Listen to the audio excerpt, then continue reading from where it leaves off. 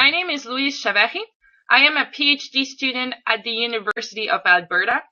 I am working on lake trout diversity in Great Bear Lake in the Northwest Territories, Canada. With a surface area of 32,000 kilometers square, it is the most northerly lake of its size. Although the known lake trout morphotype are generally segregated by depth, a deep versus shallow water morphotype in southern lakes, recent study of lake trout in Great Bear Lake have suggested the presence of 4 shallow water morphotypes.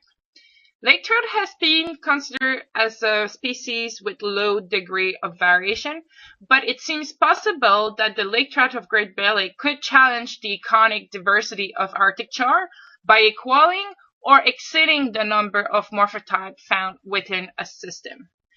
Those findings demonstrate how variability in northern lake trout population are poorly understood and should receive further study.